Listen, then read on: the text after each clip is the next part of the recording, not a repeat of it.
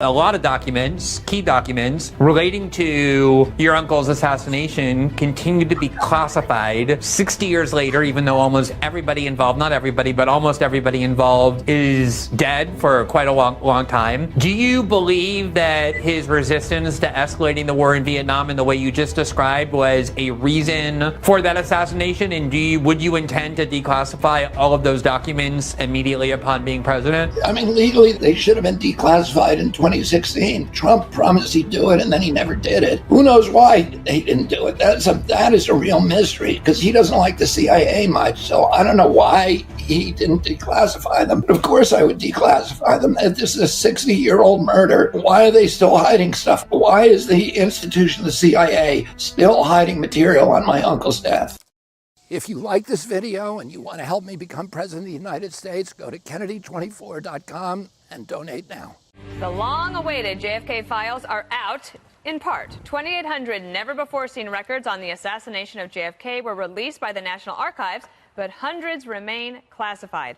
President Trump said he had no choice but to heed warnings from the CIA and FBI to keep some of the files secret for further review. Releasing them unredacted could pose irreversible harm to our national security. In my last conversation with President Trump in the White House, he called me a lot. And this is after January 6th, so it's 2 weeks before, or a week before he's leaving office. He wanted to run past me the names of people he was going to pardon and sentences he was going to commute. He wanted my opinion on them. Some of them I knew. I said, "How you doing?" He said, "Not too well." And he went off into a tangent about what he thought happened with the election. I said, "You made a promise to the public many times and to me privately that you haven't kept." What? I'll take care of it right now. I said, "You promised you would release the records of the JFK assassination."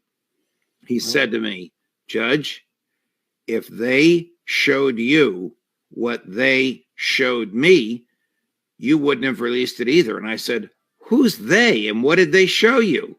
And then he said, "Judge, someday when we're on the phone," and then he raised his voice, "and there aren't 15 people listening to the phone call," back to a normal voice, "I'll tell you." Oh, my God.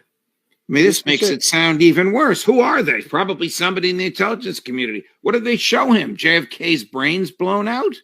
This is it. It was said by one person that after the Kennedy assassination, there has been no president. They have only been factotums of the system since then. Yeah. It may well be the most decisive event in modern American history.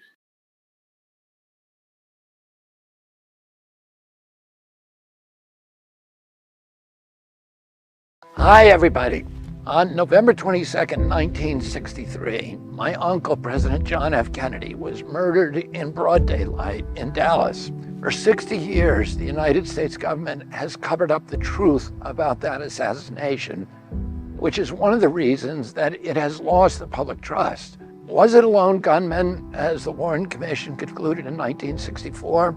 Or was there a larger conspiracy, as the House Select Committee on Assassination concluded after reviewing a much larger body of evidence in 1979?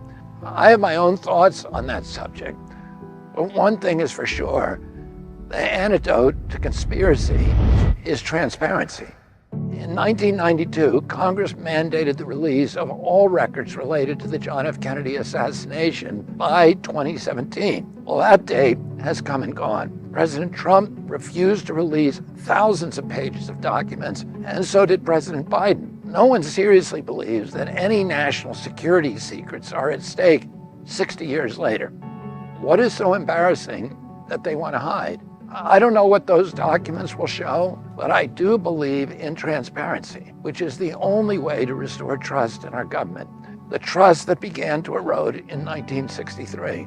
And that's why we're circulating a petition to ask President Biden to keep his promise by releasing all JFK assassination documents as required by the law.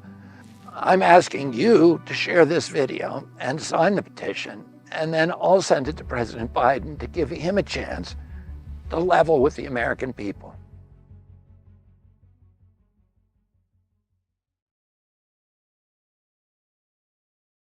Now, President Trump on Thursday ordered the release of more than 2,800 files on the 1963 assassination of former U.S. President John F. Kennedy. But he blocked the release of the remaining 300 files after last-minute requests from national security agencies to keep them under wraps. The redacted documents are undergoing a further 6-month review, but they could stay hidden even after that. White House officials did not provide major details of the contents of the records being shared on the National Archives website. Experts say, at this point at least, they don't expect the documents to reveal any huge bombshells. For the ones that have not been released, officials say they contain highly sensitive information, such as the identities of intelligence officials, law enforcement, as well as other details that may affect foreign policy. Why do you think that our government could be involved in this evidence? Listen, when the Warren Commission, obviously, which was run by Alan Dulles, who was the head of the CIA, who my uncle fired, found that it was a lone shooter, which was Lee Harvey Oswald. But when Congress, a congressional committee, reinvestigated between 1977 and 1979 the House Select Assassinations Committee, they concluded, and they saw a lot more documentation and had a lot more witnesses than the Warren Commission ever saw. They concluded that my uncle was killed by a conspiracy. And most of the people, for example, Richard Schweitzer, who was the head of the committee, publicly said JFK, the President of the United States, that the CIA was involved in the murder of the President of the United States. And that's quotation. Most of the people on that committee at that time believed it was the CIA, that it was believed certain people in the CIA. You were 7 at the time? 7 or 8? I was 10 when my uncle was killed. I was 14 when my father was killed. And today there's overwhelming evidence. I mean, in fact, why don't the government needs to release all of the files on it and let be transparent. Let us see the information. Yeah, well, that's a good question. There's still, the law requires, there's a law that requires that all the records of John Kennedy's assassination be released to the public 10 years ago. So they're still holding 5,000 documents. President Biden promised when he was elected that he was going to release those documents. President Trump promised that he would, but the CIA doesn't want them to. And so the question that I think Americans have a right to ask, including members of, my father and uncle's family, is why not? What is it that you don't want to see 60 years later? And by the way, the last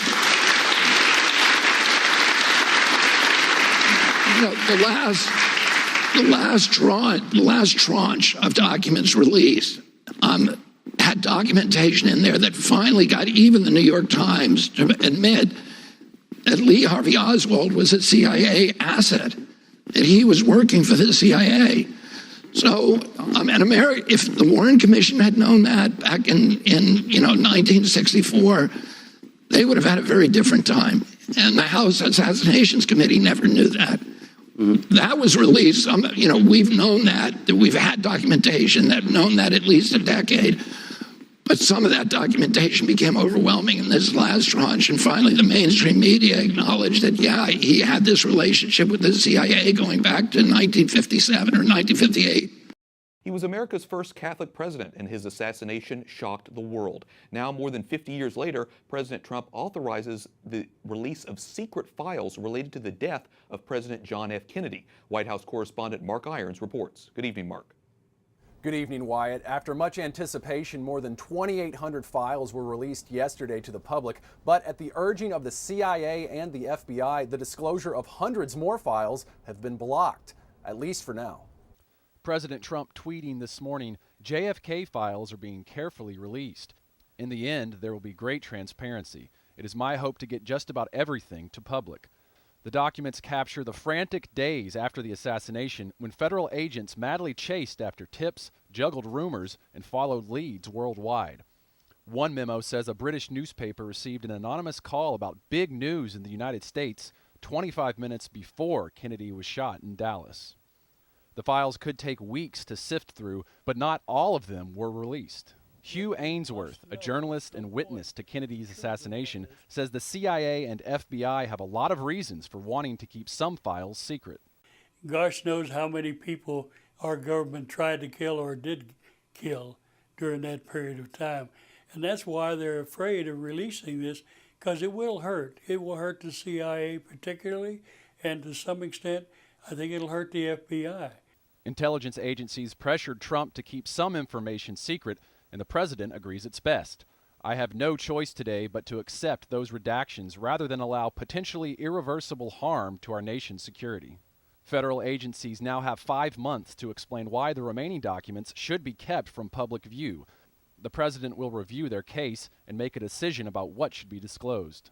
Secret Service agent Clint Hill, who jumped on Kennedy's car after he was shot, says the withholding of information all these years later is very suspect. The more material they hold back, the more suspicious people become that there's hiding something. And I don't think they need to do that. I think that every bit of information they have should be released. The released documents also contain reports stamped secret that reveal the suspicions of the error around Cubans and communists. They cast a wide net over varied activities of the Kennedy administration, like its efforts to upend Fidel Castro's government in Cuba. Correspondent Mark Irons reporting. Thanks, Mark. How do we deal with the fact that our country, maybe since the death of your uncle, has been taken over by the CIA and the FBI and not by people who are running for the office like you are? My uncle's death was really a turning point in this country. A month before he died, ordered all troops out of Vietnam with National Security Order 263. A week after his death, Johnson revoked that order, and then the next year sent 250,000 troops to Vietnam. My father then ran against Vietnam. He was killed. Martin Luther King was campaigning against Vietnam. He was killed. So those traumas, my uncle's death, King's death, my father's death, then the trauma of Vietnam itself, the trauma later on of 9/11, and ultimately the trauma of COVID pushed us down that road towards complete domination by the military-industrial complex, transforming America from an imperial state abroad, a surveillance and security state at home, and that's where we are today. But the dangerous part of the CIA is the plans division, which is the operations division that does the assassinations, fixing elections, bribing public officials, controlling the media, doing all this mischief, monkey business around the world. You need to separate those functions into agencies so that the espionage division is actually looking over the shoulder of the plans division and looking at blowback and saying, okay, well, you did kill that one terrorist with the drone strike in Afghanistan, but he has 12 brothers, and they all now are wearing suicide vests and causing all these problems. There's always been a concern that if you have a national police agency, it will be weaponized by the president to serve a political agenda. These national police agencies are really a feature of totalitarian regimes like the Stasi and East Germany, the KGB in Russia. 60 CIA agents or high-level officials signing a public letter that said that the Hunter Biden laptop was a fake, was Russian disinformation, when they either didn't know or they knew it was a lie. And that's something that we should not tolerate. If you like this video and you want to learn more about me and the movement that we're building, please go to Kennedy24.com. I didn't start anything with the wife. A PAC, which he's very friendly with, released a cover story on my wife, who was a tremendously successful and elegant model. And she was on the cover of GQ magazine. I think it was GQ, right? A GQ magazine is not exactly Penthouse. But she was on the cover of GQ magazine, an artsy picture. But, you know, that's why she was a model, really successful. She didn't need to marry me. She was making a lot of money, believe me. In fact, I had to work hard to get her to marry me. It wasn't that easy. It's true. That's so true. You think I'm kidding? So they released this picture, which was, you know, to the people of the state of Utah. I love Utah. I love the people of Utah. But that's not where you want to necessarily send a risque picture. Everybody in Utah got a picture. And I don't think they showed that it was GQ. I don't even think they showed. They took the GQ off. They cut all the stuff out, so they didn't say it was a magazine cover from, you know, a reasonably respected magazine. And it was Melania Trump.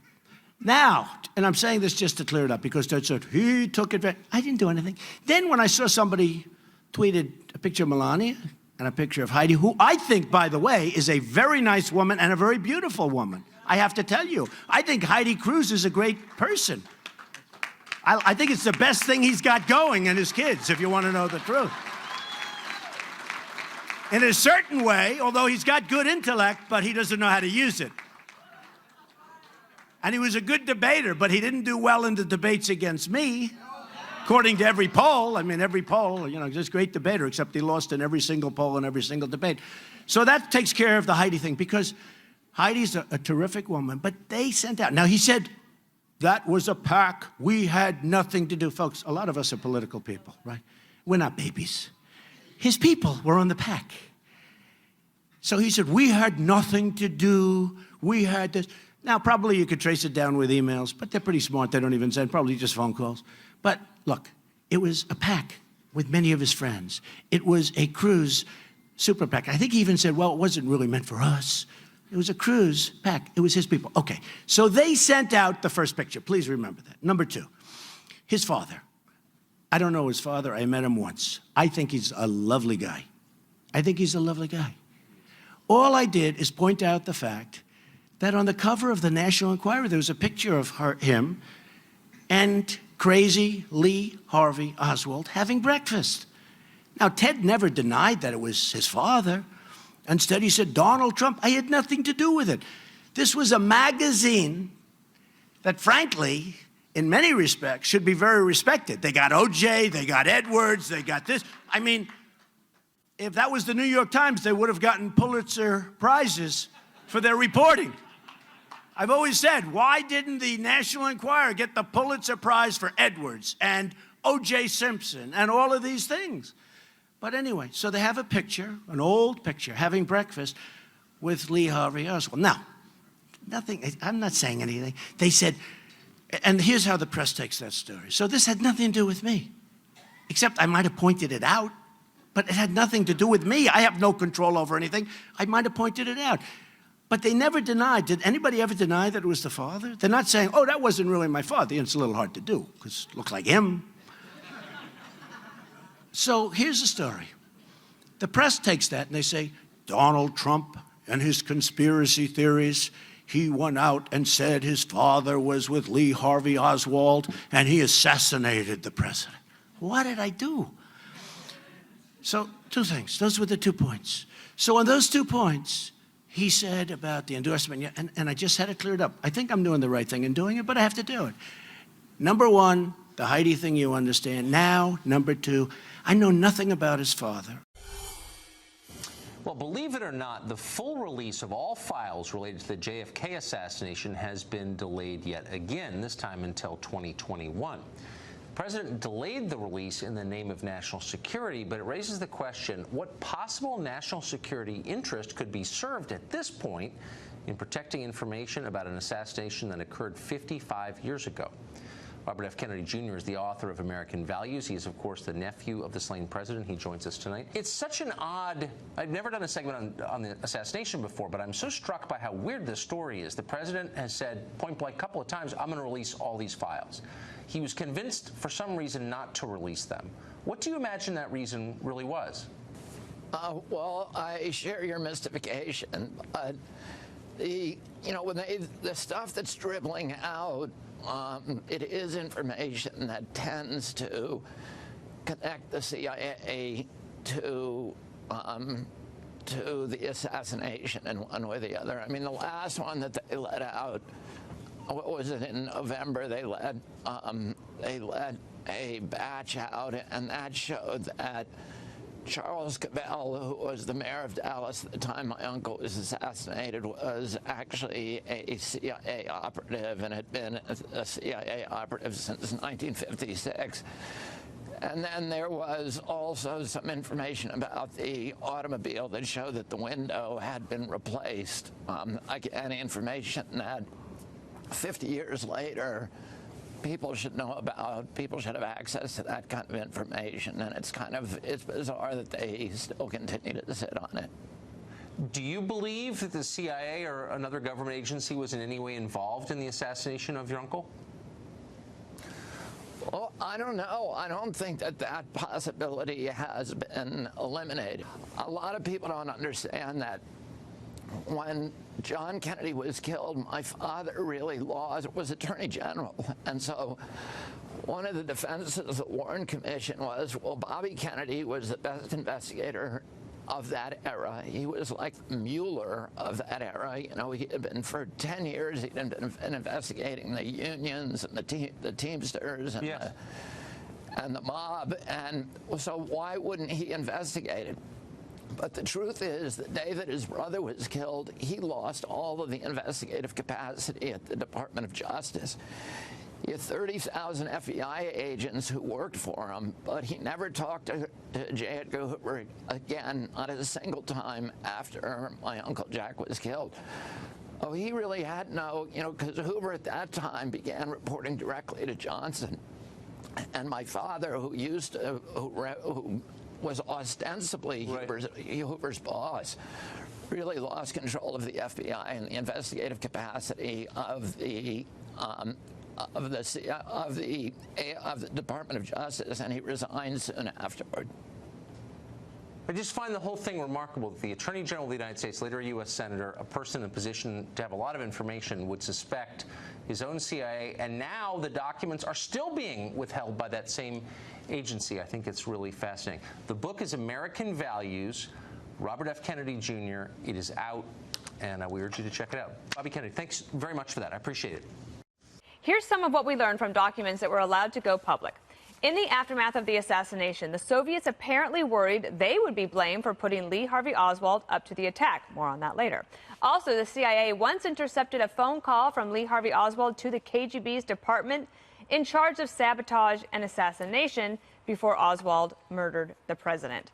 Another interesting item, a British newspaper received an anonymous phone call about, quote, big news in the U.S. 25 minutes before JFK was shot. So there actually was some big news in here, Kimberly.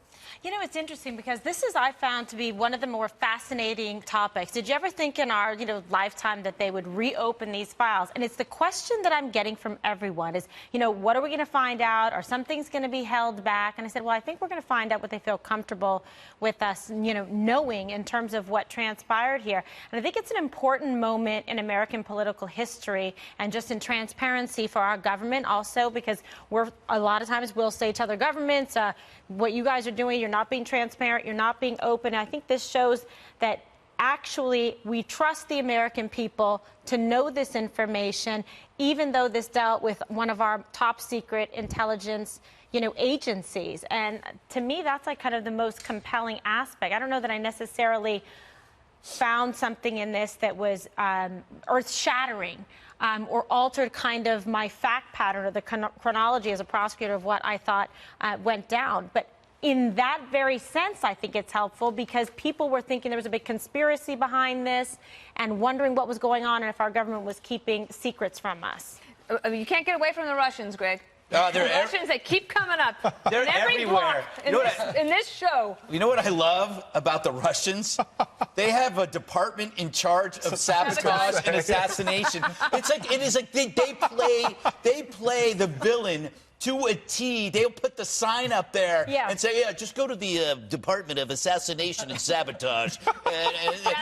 We have the cloaks over there, and the daggers are in the locker. Terrible. By the way, speaking of assassins, some of the best stuff here are the plots to kill Castro. This is the United States now. Contaminated skin diving suit, dusted with a deadly fungus inside. They were also going to booby trap what they called a spectacular seashell. So because Castro enjoyed diving, and they were going to put a shell that had bombs in it, but they couldn't find a large enough shell. Shiny object. I want this job. To sit around and come up with fantastic ideas, it's incredible. The only thing is that the problem with this, and I can see why some people are disappointed. It's like when you go to the carnival or a county fair and there's a sideshow and they go like, this is a bearded lady, and you're really excited as a 10-year-old, and it's just a guy in a dress. And it pulls off. Yeah. Or they say they always say like it's a monster rabbit, but it's like a goat with rabbit ears. And it's like, so I felt like we got led on a little bit. But my last point, Rachel Maddow just hammered Trump over this last night, saying how they couldn't get it right. She's been carnival barking for 9 months over Russian collusion with Trump, and there's more meat on a cricket in that story. So it's like she's essentially going after President Trump for what she's been doing every night from 9 to 10. We're not clarifying a 60-year-old conspiracy theory. Yeah. That's like, basically, that's exactly what happens every night. Jesse, you've done a lot of research on this today, and I wonder what your biggest takeaway was. Well, we have a team of Water's World researchers going over this page by page, so I really don't want to speak Investigating the until we Department of know Assassination. the final decision that we've come to. It is funny off of Rachel Maddow how, you know, the left fantasizes about assassinating President Trump, and then when he doesn't release things that might actually help other countries assassinate him through the CIA documents, now she's mad. So I don't know what wait to a make minute. of that. That confused me. I missed all.